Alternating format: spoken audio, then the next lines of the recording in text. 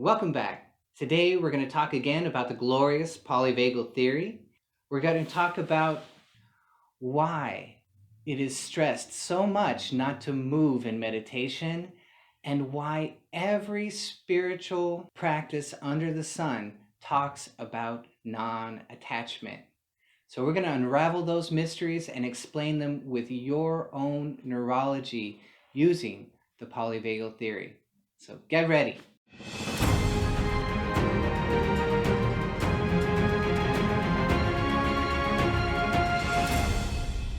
So I thought this was a very helpful graph. You can see we start out with mobilization and move into immobilization. And here with the blue, we have the dorsal vagal nerve. And here in the red, we have the ventral vagal nerve, the social nerve. The dorsal vagal nerve is the nerve of freeze. So we have freeze here, right? The ventral vagal nerve is the social nerve. So we have social interaction and intimacy. So it's stressed very much in meditation that we should not move. And the reason that that is so very important to getting into a deep meditation is because you're actually getting into your dorsal vagal nerve. Now, when you're wondering which nerve should I use for meditation, very simple. Look at a picture of your spine and you'll see it is the dorsal nerve that goes straight up into the medulla and the limbic brain. Now this is very important for us. The medulla is the breath center. It affects the breath and it affects the heart directly. No other point affects it so directly. That is the point in the brain that we are most interested in. For example, Kriya Yoga is a medulla-centric technique. People often think that the spiritual eye in the front of the forehead, named the kutastha, is the ajna chakra. And that's a big mistake. The ajna chakra is actually the medulla and everything that is stacked right above the medulla. That is the ajna chakra. It's not in the front of the face. That is merely a reflection of what is in the medulla. So we can see it in the front here. We can see light and it will appear as if it's right in front of us. But that is a reflection of what's actually going on in the back of the brain. So the entire nervous system is very reflexive. This is really fascinating. As a friend of mine pointed out, you can see this in reflexology, in acupuncture, in shiatsu. The body is very reflexive. So you're wondering, which is the nerve that I'm going to meditate with? The most important nerve in your body is the dorsal vagal nerve. It's the one that goes into the medulla and into the limbic brain. And the limbic brain is where we feel all of our emotions. That's where all of our memory is held. The limbic brain is very important in meditation. So, everybody says you have to sit very still. Now, why? Why do we have to sit so still? Because we're getting into the dorsal vagal nerve, which is the nerve of freeze. So, very important. When we move in meditation, it's not the end of the world. We can get back into the dorsal vagal nerve, but when we move, we're moving into mobilization, we're moving into social interaction, we're moving into the ventral vagal nerve. Or possibly, if we're frustrated and we move in meditation, we could be moving into the sympathetic nerve. So that's not the nerve that we're looking for. The nerve that we want is the dorsal vagal nerve. So what is this freeze that we're trying to get into in meditation? What is it akin to in everyday life? It's akin to sleep paralysis. That's when you first wake up, the beta brainwave has come back to life, but you're not yet into the social nerve. And so you don't feel like you can jump right out of bed because the energy is not in that nervous system just yet. And so you're awake, but you're not moving, and you feel like you can't because you're not in that social nerve. You're in the dorsal vagal nerve, and so you feel frozen. And that feeling of being frozen will come over you in deep meditation as you keep breathing with the heart rate variability breathing that I teach on this channel.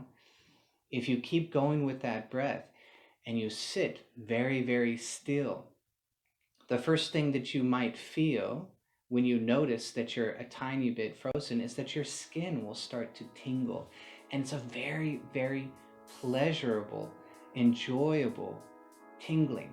So it's not mystical or scary, it's just your nervous system. It's just a conscious sleep paralysis that you're putting yourself into by staying very, very still.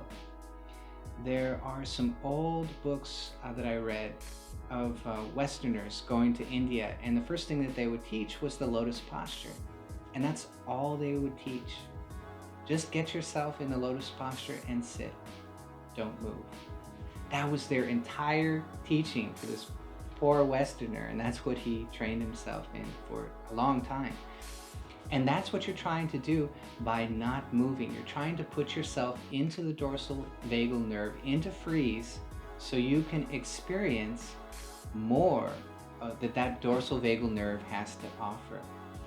That freeze is very, very enjoyable. I get into it sometimes so deeply that I can feel it over my entire skin, and it feels like, this will sound strange, it feels like I'm an eggshell, and if I move, I'm gonna crack that beautiful peace and bliss that I'm in, that enjoyable tingling. If I move, I'm gonna crack it, and I don't want to move. So sometimes I would have, not lately, but sometimes I would have a fight between myself. I've got an itch, I want to itch it, but I don't want to break this stillness that I'm enjoying. So that is a conscious sleep paralysis. There's another name for it when you go from conscious into sleep paralysis and then into sleep, rather than from sleep paralysis into consciousness. But sleep paralysis, I think, is the easiest name for us to understand this freeze response that's hidden in your nervous system. And most of us don't experience it because we never sit still long enough. So this takes a lot. You have to be comfortable in your meditative position. You can't do this through strain, because strain is where? Fight and flight. That's strain, right? We don't want that. We want freeze. And the second thing, every spiritual practice under the sun will tell you about non-attachment. I call it a disidentification process because I think it's a little more descriptive, but we're all talking about the very same thing. We're talking about disassociation, which is part of the freeze response. It's part of the dorsal vagal nerve. So this graph shows a shock to the nervous system. So we're doing something slightly different, but still this graph can tell us a lot. When a shock comes to the system and the body gets afraid that it's going to die, it's going to bleed out or something, then it starts shutting everything down as fast as it can to preserve life. And as it does that, it does a very, very kind thing to us. It says, maybe this is the end, and so I'm going to disassociate you from everything that's going on so you don't freak out, right? Because we're trying to calm down, we're trying to shut things down, and I don't want you to freak out during this process. That's not productive, it's not helpful in this situation. So rather, I'm going to pull you back, I'm going to disassociate you from everything that's going on. So that is a positive response of the body, and it's done by not by the sympathetic, but by the parasympathetic nerve, the dorsal vagal nerve. It's done by the parasympathetic system. It's putting a brake on your heart, which is a parasympathetic response. We are conserving energy. We are following the law of conservation. So that's what your body does in a shock, in a in a trauma, a deep trauma, to save your life. And it's a very positive response. In meditation, we're also using this response in a very, very positive way. You see, nature loves flexibility because flexibility equals survival. And that's what nature wants for you. So it doesn't just give you one option, it gives you 3 options. And within each of those options, there are more options. So when a threat comes to you, it says, well, you could go into fight, you could go into flight, you can go into immobilization, whichever is going to be the very best for you. You can also use the social nerve. So you have all these options open to you. And the thing that we're doing in meditation, we're just using one of those options in a very deep, relaxed manner, a very, very deep application of the conservation of energy. But each of these nerves has its place, and we shouldn't look at any one of them as bad. They're all good. They're all necessary for nature and life and survival, right? There are times where we got to jump up and move. Something's coming at us, right? There are times where we have to fight for what we believe is right. There are times that we need to be social. You and I are being social right now. And there are times to sit quietly, enjoy a book, enjoy a sunset. And there are times to freeze in meditation and enjoy that deep and wonderful tingling sensation that comes over your entire being. That will refresh you, and then you can come back in a fresh way to the social nerve, to intimacy, and to social interaction. So they're all part of life, right? And we can look at them in a very balanced way, in a very positive way. So everybody talks about disassociation. Everybody talks about non-attachment. Everybody talks about what I call a disidentification process. And it can be a very healthy process anytime we step back from life and take a moment to reassess our lives, reassess what's going on, take a break, conserve energy. We all need this. When used rightly, that disassociation is very, very positive. We all need to take care of ourselves so that we can come back to social interaction and intimacy feeling refreshed and renewed. And that's exactly what coming out of a freeze, what coming out of the dorsal vagal nerve can feel like. It resets the reticular activating system. And so you come back to life and everything seems washed and new. It's a very interesting response. So if you feel that after you come out of a meditation, give yourself a pat on the back and say, wow, I really went deep. I really did something wonderful in my meditation. Everything seems fresh. Everything seems new. So when we talk about disassociation, I'm talking about it in a very healthy, a very normal, a very positive light, a very positive application of disassociation.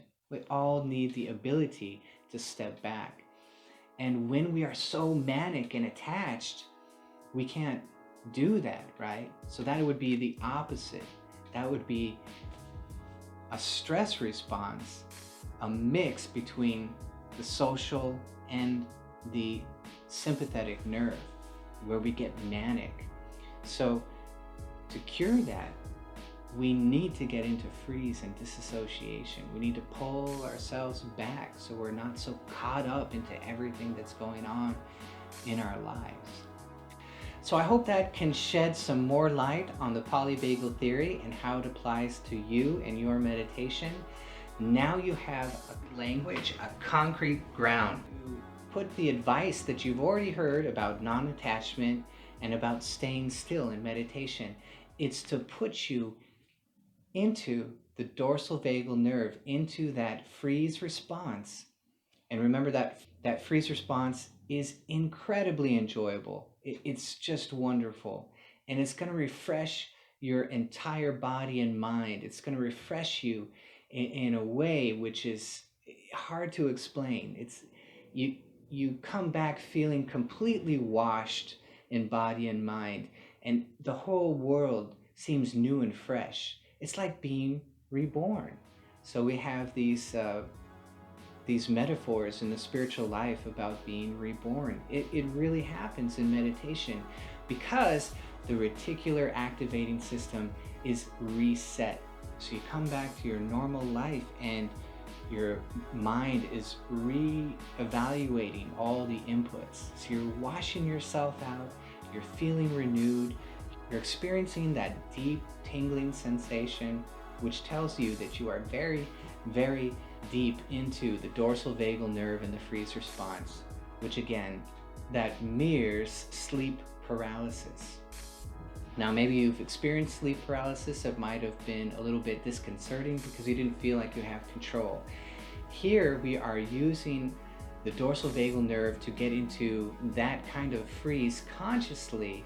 So it's not sleep paralysis. This is a conscious act and you're in complete control.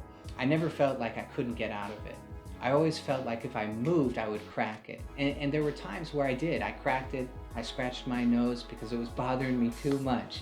So you're in complete control at all times. It's a very wonderful feeling. It washes you out, like I said. So I hope this sheds some more light on the polyvagal theory and how to get into it. Why staying so still is very important. Why non-attachment or a disidentification process is so important. Take care, and I'll see you next time.